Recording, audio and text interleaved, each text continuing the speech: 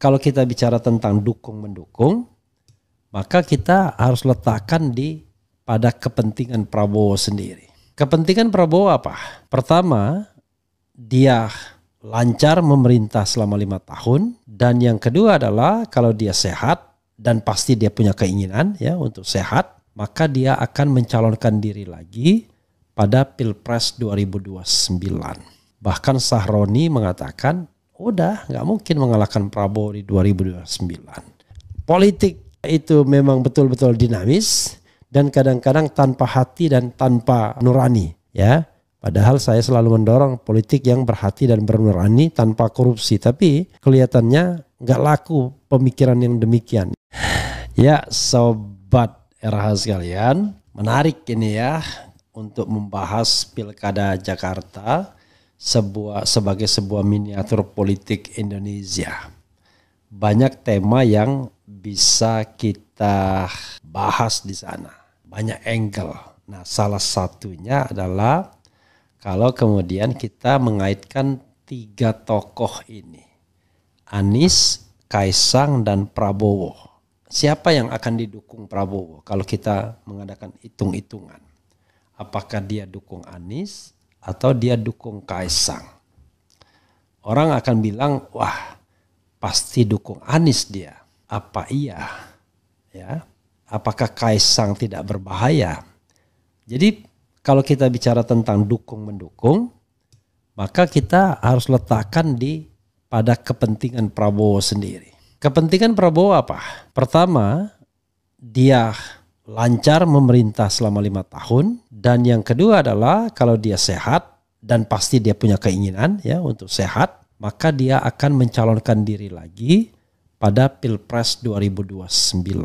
Bahkan Sahroni mengatakan, udah nggak mungkin mengalahkan Prabowo di 2029. Walaupun pada saat itu Prabowo yang kelahiran tahun 51 ya, itu akan berusia tidak tanggung-tanggung, akan berusia 78 tahun. Tapi Amin Rais masih gagah 78 tahun. Yusuf Kalla ya 80 tahun ke atas ya, mereka masih gagah. Jadi dia akan memikirkan bagaimana dia 2 periode. Oke? Artinya kepentingan Prabowo adalah siapa yang bakal menyaingi dia di 2029. Maka orang mengatakan, wah sudah pasti Anies yang akan menjadi pesaingnya dan akan dia singkirkan Anies. Pertanyaannya adalah dalam 5 tahun ke depan apakah Anies akan lebih besar dan akan menjadi ancaman Prabowo, atau apakah Prabowo makin yakin bahwa jangankan dalam posisi yang incumbent, tidak incumbent saja dia menang walaupun dibantu incumbent, walaupun dibantu yang sedang menjabat. Artinya indirect saja dia bisa menang, apalagi direct di mana dia menguasai state aparatus, kemudian baik sipil maupun militer. Dia lebih memiliki kekuatan finansial dan lain sebagainya. Maka dalam hitungan Prabowo kecil mengalahkan Anies. Oke? Dan Anies tidak mungkin dibantu oleh cukong-cukong ya, konglomerat-konglomerat, terutama konglomerat hitam di belakang layar. Karena dia punya arus yang berbeda. Artinya kalau dia menghitung-hitung seperti itu, gampang mengalahkan Anies di 2029. Nah, yang masih menjadi misteri adalah kekuatan geng Jokowi. Kekuatan Jokowi, kekuatan Gibran, dan kekuatan Kaisang. Ya, plus para pendukung-pendukungnya ya, baik pendukung intelektual di depan, di frontliner seperti Kodari, Hasan Nasbi ya, maupun di pendukung belakang layarnya. Ya. Maka bisa jadi, apalagi Kodari mengatakan bahwa koalisi ini permanen 20 tahun akan berkuasa. Siapa bilang? Siapa bilang Gibran dan Kaisang plus bapaknya Jokowi misalnya membiarkan Prabowo berkuasa untuk 10 tahun, politik bisa akan berubah. Maka dalam konstelasi seperti ini, Prabowo bisa saja menghitung, wah ini kalau Kaisang diangkat, ya kan, untuk Pilkada DKI dengan asumsi bahwa Kaisang tetap bisa bertanding ya karena sedang dipermasalahkan di Mahkamah Konstitusi, maka yang menjadi persoalan adalah apakah Kaisang dan Gibran tidak akan menjadi orang-orang yang akan berbahaya bagi eksistensi Prabowo di periode kedua. Karena jangan lupa, ini anak-anak muda yang dalam tanda kutip bersedia ditunggangi oligarki. Sudah tunjukkan itu ya. Baik bapaknya maupun anaknya sama. Menggunakan oligarki, menggunakan cukong-cukong atau digunakan cukong-cukong, we don't know exactly mana yang kuat untuk kemudian melanggengkan kekuasaan. Jadi kalau kita bicara kekuatan cukong dan finansial, masuknya tidak ke Anies pastinya pilihannya. Masuknya pasti pilihannya ke Kaisang, Gibran, dan Jokowi sebelumnya. Apakah misalnya geng Jokowi yang saat ini berkuasa akan happy seandainya mereka tidak terpakai lagi di pemerintahan Prabowo Subianto? Kan ini persoalan. Jadi dalam konteks seperti ini belum tentu Prabowo tidak mendukung Anies kalau seandainya harus head to head dengan Kaisang Pangarep. Bagaimana dengan Ridwan Kamil? 5 tahun ke depan Ridwan Kamil pun rasanya tidak akan menjadi saingan Prabowo. Karena Ridwan Kamil sudah kehilangan elan perjuangan ideologisnya. Bisa dibilang nggak jelas arus ideologinya kemana. Apalagi dia sudah bergabung dengan Partai Golkar yang menunjukkan bahwa dia tidak kuat ya untuk single fighter, untuk menjadi tokoh non-parpol. Maka dia gabung dengan Golkar karena kemarin dia berharap bisa menjadi pendamping Prabowo Subianto. Nah, semua yang berharap itu ya akhirnya kecewa semua. Kenapa kecewa semua? Ya karena Prabowo tidak menunggu siapa-siapa. Tidak menunggu Ridwan Kamil, tidak menunggu Yusril, tidak berharap pada Erlangga Hartarto, tapi menunggu Gibran Rakabuming. Tenang Pak Prabowo, saya sudah hadir, sudah ada di sini ya.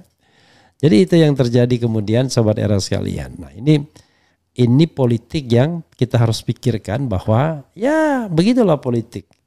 Dia tidak linear, kadang-kadang zigzag, yang hari ini lawan jadi kawan, kawan jadi lawan.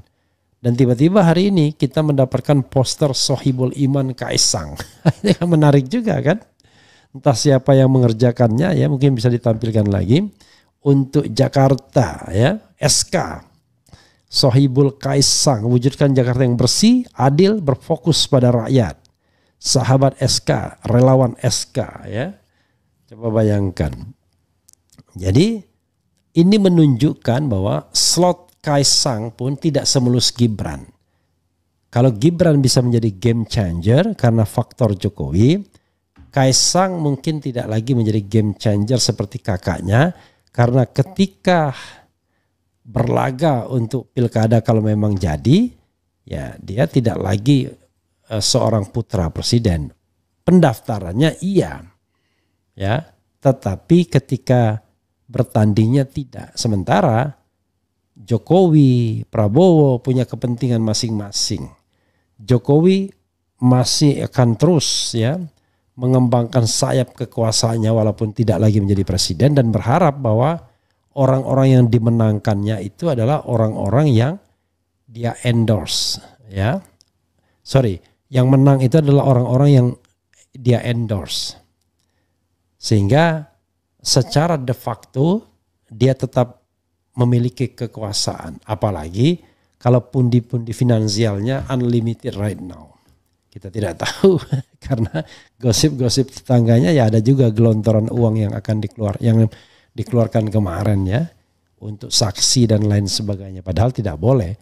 Ya, jadi sahabat era sekalian, ini menarik ya.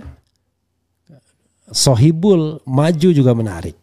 Tapi kalau ini dianggap langkah PKS untuk meninggikan bargaining, ada juga benarnya.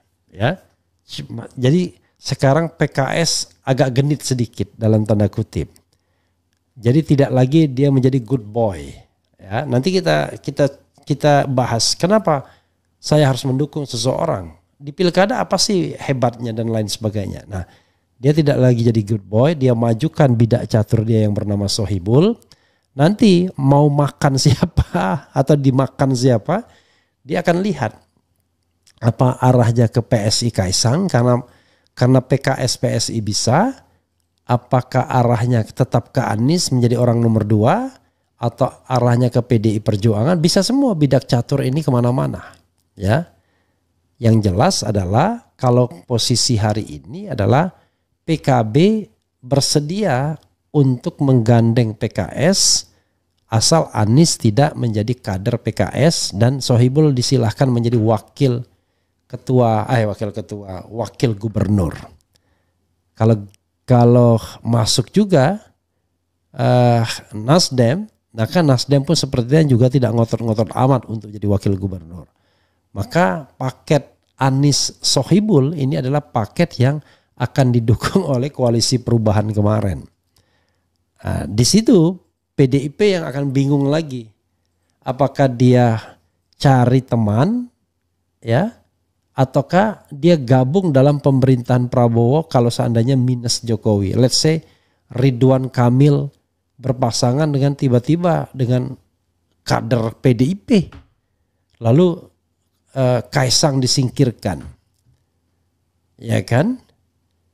Atau Ridwan Kamil berpasangan dengan kader Gerindra, Kaisang disingkirkan. Dan tidak mungkin Kaisang kemudian bergabung dengan PDIP.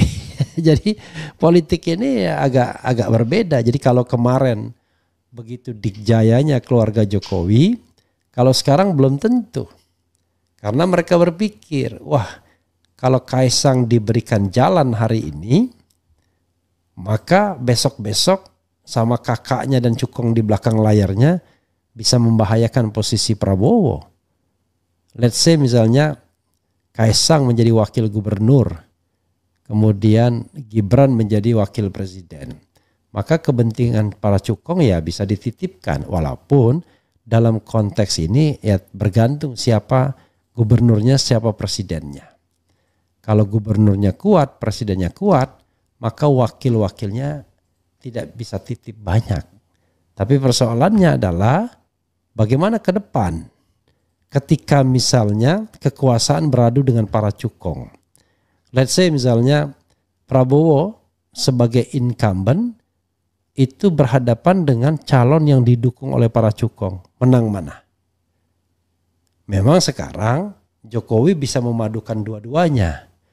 Cukong mendukung Jokowi, kekuasaan ada di tangannya. Karena lazimnya, jamaknya, para cukong itu akan mendukung mereka yang berkuasa. Kalau seandainya ada incumbent yang nyalon lagi. Tapi kalau mereka tidak happy misalnya, belum tentu mereka. Ya kan? Let's say misalnya Prabowo benar-benar jadi orang yang mau melakukan pemberantasan korupsi sebagaimana janjinya yang saya tidak yakin itu. Karena belum apa-apa udah ada kebulatan tekad, kepala desa sepati dan lain sebagainya. Tapi paling tidak let's say kita anggap dia benar-benar genuine untuk melakukan pemberantasan korupsi. Artinya percukongan kan akan dia kurangi, akan dia hilangkan. Praktek-praktek percukongan, praktek-praktek di belakang layar yang dia tahu betul ya. Bagaimana anggaran negara itu dikuasai oleh para cukong dan lain sebagainya. Maka bisa jadi kebijakan itu membuat cukong-cukong tidak happy. Sehingga cukong-cukong akan berusaha mencari pemimpin yang lain. Ya, sama tidak happy-nya barangkali ya. Saya harus lihat datanya juga, harus lihat analisisnya. Ketika Gus Dur berkuasa dan mulai menyinggung soal judi dan lain-lainnya. Bahkan pada waktu itu dia menyebut nama seorang Taipan yang kemudian menjadi heboh. Dan kita tahu akhirnya Gus Dur jatuh. Kita tidak tahu jatuhnya apa, tapi pada waktu itu saya menjadi wartawan, teman saya termasuk agen dalam tanda kutip yang melakukan delegitimasi terus-menerus terhadap Gus Dur dan akhirnya jatuh, ya kan?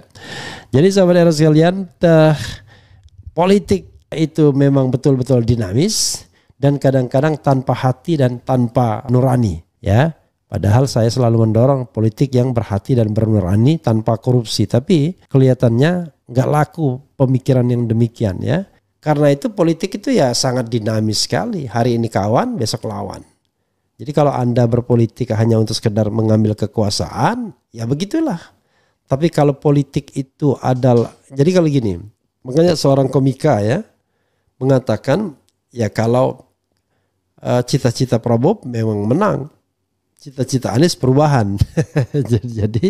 jadi kalau sekedar menang saja, oke, maka sudah didapatkan. Jadi kalau kita melihat definisi bahwa politik itu adalah siapa mendapatkan apa dengan cara bagaimana, selesai perjuangan Prabowo Subianto. Karena dia sudah mendapatkan itu. Tetapi kalau dia melihat kekuasaan itu sebagai lahan pengabdian untuk mewujudkan kesejahteraan rakyat, maka harusnya dia menjadi Gajah Mada, ya, yang bersumpah tidak akan memakan buah palapa sebelum menyatukan Indonesia, menyatukan Nusantara waktu itu.